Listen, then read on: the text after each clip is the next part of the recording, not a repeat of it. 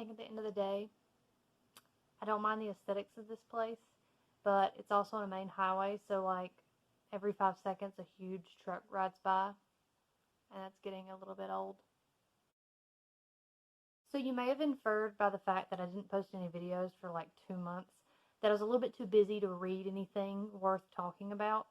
And actually, that's not even completely true. I read plenty while I was not here, but I just didn't have time to film anything, and I didn't have any creative juices for this because I was so busy reading. I spent most of March and April reading a single classic novel a week and writing a lesson plan on it. And in between that, I was reading like a full Shakespeare play every week. And when I wasn't doing that, I was writing papers. So I've been busy. I've been too busy to read for fun. But I was able to read a couple of arcs this spring, not very many, and a couple of them I didn't read until after school let out while I was at my father-in-law's house the past month. But I think the total was 4.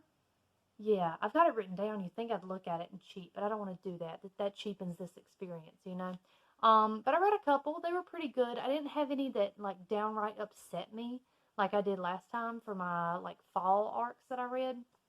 So we'll call these, like, winter, spring arcs. So the first book I'm going to talk about is actually one of 4. I got all on NetGalley, and one of them I have a physical copy of. But all these were provided through NetGalley. This one I got at the end of last year. I started it during my winter break, and then it took me like all of January and most of February to read.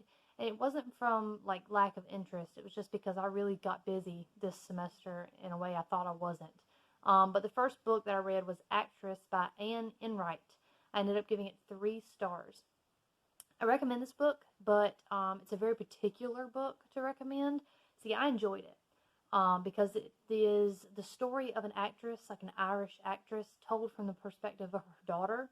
And it's sort of historical fiction, you know, fragmented narrative.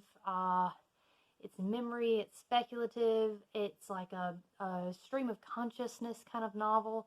And it really is about this daughter examining her relationship with her successful actress mom and all the eccentricities that go along with it.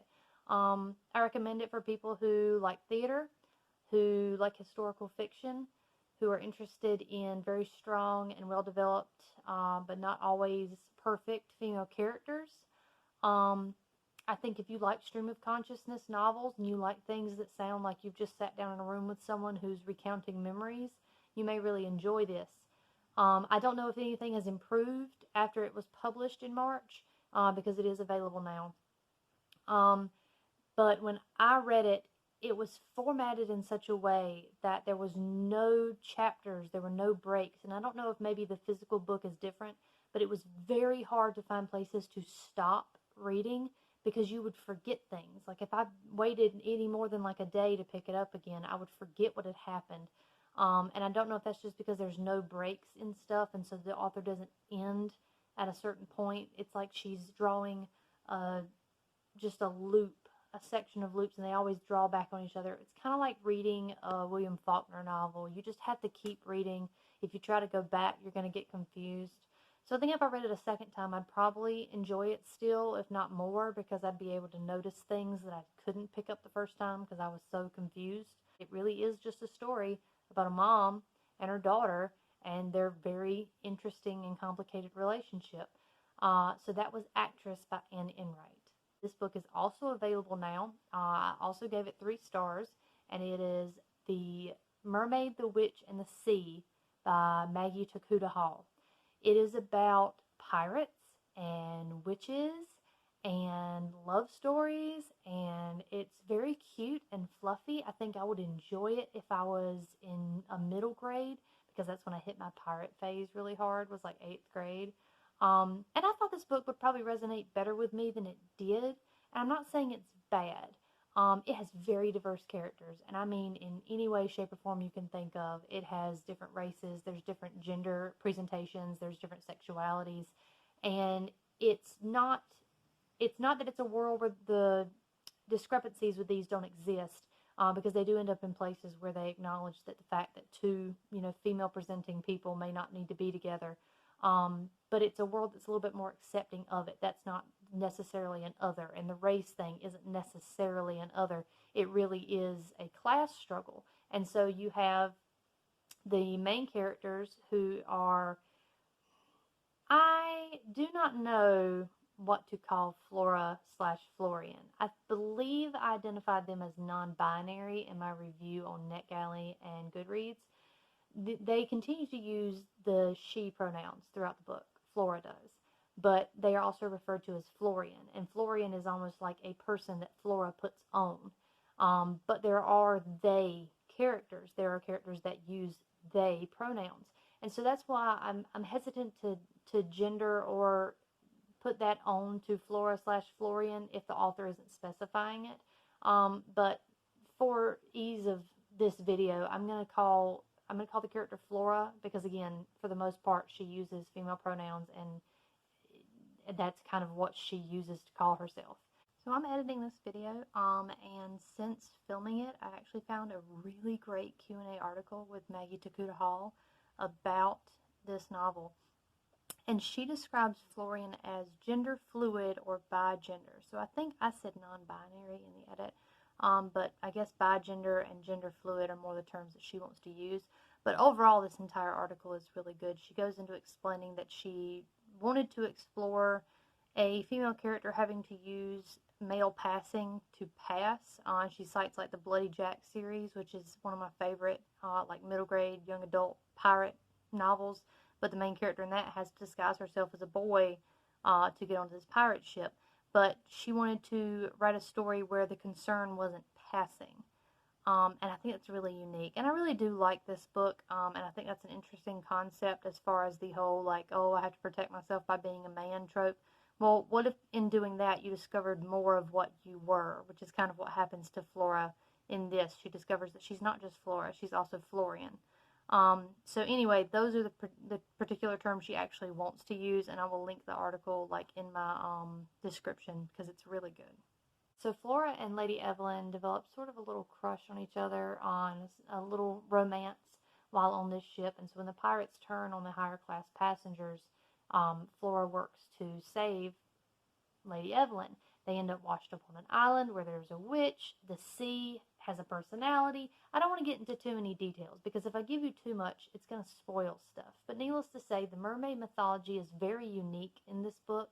I think the idea of pirates and having their own like pirate code is very Pirates of the Caribbean. And the sea in this book is also very Pirates of the Caribbean. If you've ever seen those movies and the idea that the sea is this like represented by this woman and she's unchangeable and, you know, sometimes unforgiving, but also sometimes the best thing that's ever happened to you. That's a lot of what like the sea is in this book. Like I said, it's a little bit too young for me. I give it 3 stars because it wasn't entertaining. It didn't take me too long to read. I like the characters. The Kindle formatting sucks. And also I don't understand the witches. They're interesting. I almost would have rather had the book be about the witches and the sea, because some of these side characters have really interesting goals and motivations.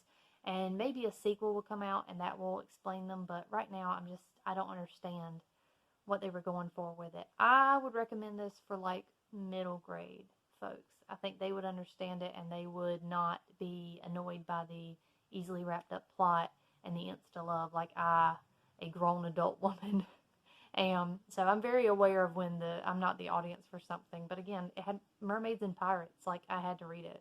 So the next book I read is actually a retelling of a classic novel that I have not read, but I have seen the adaptation of, and it is The Court of Miracles by Kester Grant. It is a Les Mis, or Les Miserables, retelling from the point of view of Eponine, which in this one she's named Nina. That probably is for the best. And I liked this book. I really did. I gave it 3 stars. It's not out yet. It comes out in June. I think the main character was very interesting. I think the court system, like the different courts of something, the system was really unique and pretty decently developed. I can't compare it to the original novel because I've never read the original novel, but there were like lines every now and then that referred to the musical, which I thought were pretty cool, like lines of dialogue that were directly lyrics from the musical. And a lot of the characters from the musical are in it. Of course, Eponine's in it. In this one, we see her leaving home and joining the Court of Thieves after her sister hides her away because she is being stolen by is it the Court of Skin? It's basically prostitutes. The bad guy is named Tiger, or like the Tiger or something, and he owns all the prostitutes in the city, and he keeps them drugged on milk of the poppy, basically, from Game of Thrones, and like, so they can't do anything. They're like drugged out, they forget who they are, and so she loses her sister to him because her sister's gorgeous. Well, she is with the Court of Thieves, so he can't take her, and she becomes the Black Cat. She's a cat burglar. So then she makes a plan to get her sister back. She figures, if I find someone that's so pretty that the tiger would be willing to trade me my sister, then I can get my sister back. Well, she meets Eddie, or Cassette, and in this one, they're basically sisters. And she feels so bad about trying to offer Eddie to Eddie. Yeah, it's Eddie.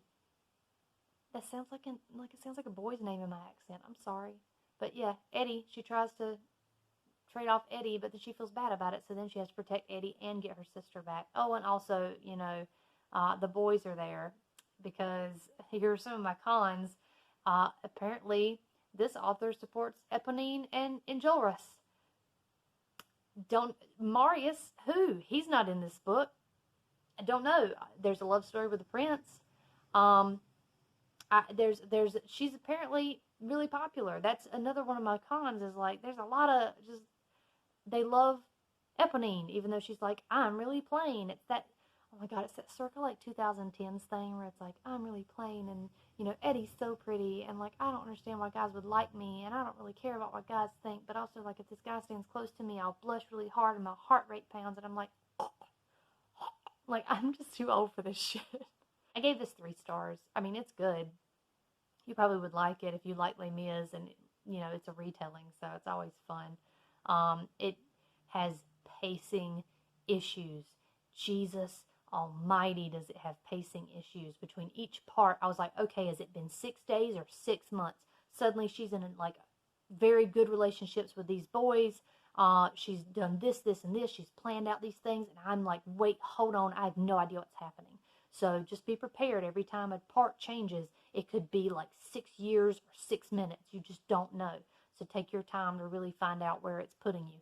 That was some of the main things. I don't like the mini love interest. I don't like the change of Javert within the romantic aspect, and I don't like the pacing issues. But other than that, it is a compelling world, and Eponine is kind of a cool character, and I'm glad she's getting the focus in this one. But where the hell is Marius? I don't know. The next book that I'm going to talk about is actually my favorite one that I read as an ARC. I think it is available now. You can buy it now, and you should. If you like thrillers, if you like horror, and you like really gross graphic horror, you should read this. If you like very smart, speculative, socially conscious horror, you should read this.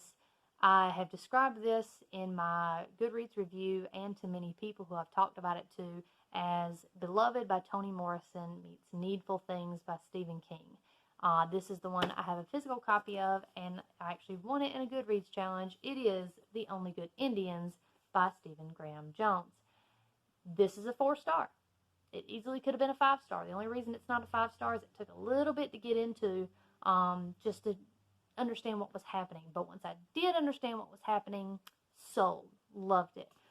It's basically a revenge story. These 4 boys, when they are very young, they go out on Thanksgiving. That stutter was cute. These 4 boys, they go out on Thanksgiving, and they're trying to hunt elk. Well, they end up getting led into the elders section, and they decide, well, what they don't know won't hurt them. They find a group of elk at the bottom of a ravine, and they slaughter them.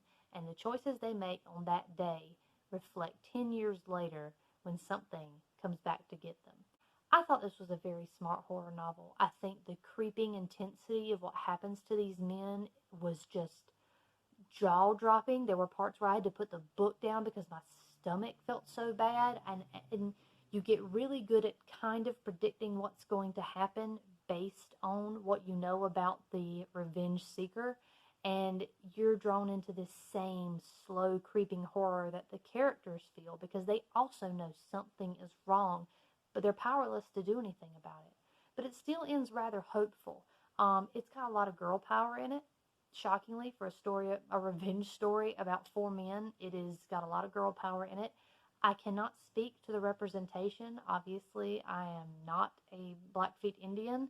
I know nothing about the Blackfeet or the Crow tribes, which are the two that are represented in this novel, but he does, and if he's writing about it, it's probably pretty accurate. I think that the characters were all really good. It is a really interesting book when it can make you both root for and root against the villain. I was I was like Kill Bill in here. You know, I knew she wasn't good, but I really kind of wanted her to win, but I also didn't. I just it's a very complex novel, and if you don't read it when it first comes out, save it for November and read it around Thanksgiving. I think I'm going to give this a reread around then because all of it takes place in that kind of time, like right before the holidays, and it's gotten cold and snowy, and I just feel the atmosphere of that would be really good. So that was The Only Good Indians by Stephen Graham Jones. I gave it 4 stars. You definitely should read it if you like any of those things I said. If you're not into horror and content warning, if you're not into like animal based horror, you probably shouldn't read this. Anyway, so those are the arcs that I read for spring. All of them were good. One of them was better than the others. They all had their pros and cons. You've heard what I had to say. If you feel like reading any of them, I will link their pages or something down below so you can go look them up. Anyway, thank you for watching.